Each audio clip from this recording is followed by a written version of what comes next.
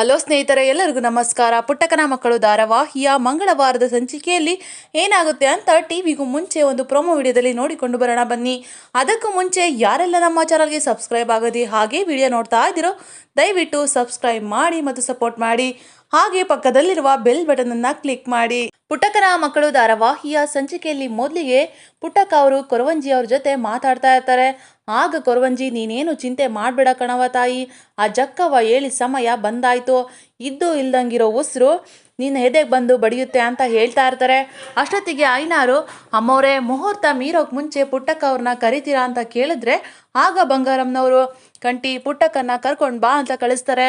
ಆಗ ಕಂಟಿ ಅವರು ಬಂದು ಅವ್ವ ಕರಿತಾ ಇದ್ದಾರೆ, ಬೇಗ ಕಾರ್ಯನ ಶುರು ಮಾಡಬೇಕು ಅಂತ ಹೇಳಿದ್ರೆ ಆಗ ಕೊರವಂಜಿಯವರು ಏನೋ ಕಾರ್ಯನ ಅಂತ ನಗ್ತಾ ಇರ್ತಾರೆ.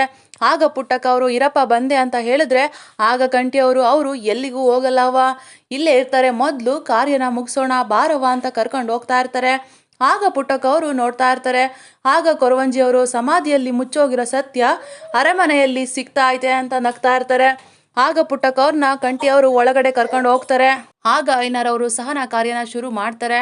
ಪುಟ್ಟಕ್ಕನಿಗೆ ಕೊರವಂಜಿ ಹೇಳಿದ ಮಾತುಗಳೆಲ್ಲ ನೆನಪಿಗೆ ಬರ್ತಾ ಇರುತ್ತೆ. ಅವರು ಹೇಳಿದ ಮಾತುಗಳಿಂದ ಸಹನಾ ಅವರು ತೀರ್ಕೊಂಡು ಹೋಗಿದ್ದಾರೆ ಅಂತ ಪುಟ್ಟಕ್ಕನ ಮನಸ್ಸಿಗೆ ಒಪ್ಕೊಳ್ಳೋದಿಕ್ಕೆ ಆಗ್ತಾ ಇರಲ್ಲ. ಸಹನಾ ಅವರು ಬದುಕಿದಾಳೇನೋ ಅಂತ ಮನಸ್ಸಿಗೆ ತುಂಬಾನೇ ಅನ್ನಿಸ್ತಾ ಇರುತ್ತೆ. ಆಗ ಪುಟ್ಟಕ್ಕ ಅವರಿಗೆ ಸಹನಾ ಅವರ ನೆನಪು ತುಂಬಾನೇ ಕಾಡ್ತಾ ಇರುತ್ತೆ. ತಾಯಿಯಾದ ಪುಟ್ಟಕ್ಕನಿಗೆ ಸಹನಾ ಕಾರ್ಯ ನೋಡೋಕ್ಕೆ ಆಗ್ತಾ ಇರಲ್ಲ. ಸಹನಾಳನ್ನ ನೆನಪು ಮಾಡಿಕೊಂಡು ತುಂಬಾನೇ ಅಳ್ತಾ ಇರ್ತಾರೆ. ಪುಟ್ಟಕ್ಕ ಅವರು ಒಂದೇ ಸಮನೆ ಕಣ್ಣೀರು ಆಗ್ತಾ ಆಗ್ತಾ ತುಂಬಾನೇ ಸುಸ್ತಾಗ್ಬಿಡ್ತಾರೆ. ಆಗ ಪುಟ್ಟಕ್ಕ ಅವರು ಸಹನಾರ ಫೋಟೋನೇ ನೋಡ್ತಾ ಸಹನಾಳ ಫೋಟೋ ಕಡೆ ಬೆರಳು ಮಾಡಿ ತೋರಿಸ್ತಾ ಸಹನಾ ಸಹನಾ ಅಂತ ಕೂಗ್ತಾ ಪ್ರಜ್ಞೆ ತಪ್ಪಿ ಬಂಗಾರಮ್ಮನ ತೊಡೆ ಮೇಲೆ ಬಿದ್ದೋಗ್ಬಿಡ್ತಾರೆ. ಅಲ್ಲೇ ಇದ್ದ ಬಂಗಾರಮ್ಮನವರು ಪುಟ್ಟಕ್ಕ ಅವ್ರನ್ನ ನೋಡಿ ಪುಟ್ಟಕ್ಕ ಪುಟ್ಟಕ್ಕ ಏನಾಯ್ತು ಪುಟ್ಟಕ್ಕ ಅಂತ ಗಾಬರಿಯಿಂದ ಮಾತಾಡಿಸ್ತಾ ಇರ್ತಾರೆ. ಅಷ್ಟೊತ್ತಿಗೆ ಸಹನಾ ಫೋಟೋಗೆ ಹಾಕಿದಂಥ ಹಾರ ಕೆಳಗಡೆ ಬಿದ್ದೋಗುತ್ತೆ.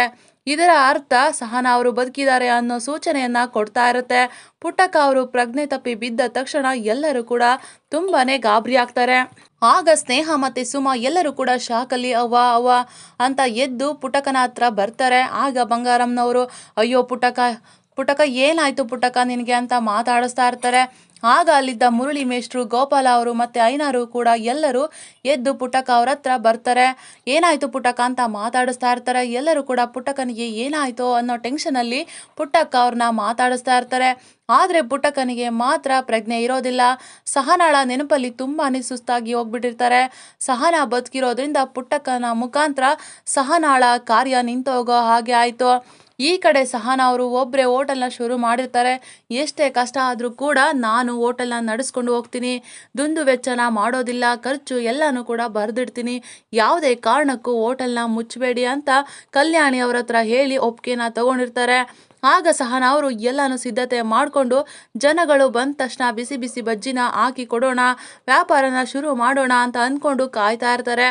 ಆದರೆ ಇನ್ನು ಯಾವ ಜನರು ಕೂಡ ಬಂದಿರೋದಿಲ್ಲ. ಸಹನಾ ಅವರು ಏನಪ್ಪ ಮಾಡೋದು, ಇನ್ನೂ ಯಾರು ಬಂದಿಲ್ವಲ್ಲ ಅಂತ ಯೋಚನೆ ಮಾಡ್ತಾ ನಿಂತಿರ್ತಾರೆ. ಇದಾಗಿತ್ತು ಮಂಗಳವಾರದ ಸಂಚಿಕೆ. ನಮ್ಮ ವಿಡಿಯೋ ನಿಮಗೆ ಇಷ್ಟ ಆಗಿದ್ದಲ್ಲಿ ಒಂದು ಲೈಕ್ ಮಾಡಿ, ಹಾಗೆ ಸಬ್ಸ್ಕ್ರೈಬ್ ಮಾಡಿ ಮತ್ತು ಸಪೋರ್ಟ್ ಮಾಡಿ. Thank you for watching.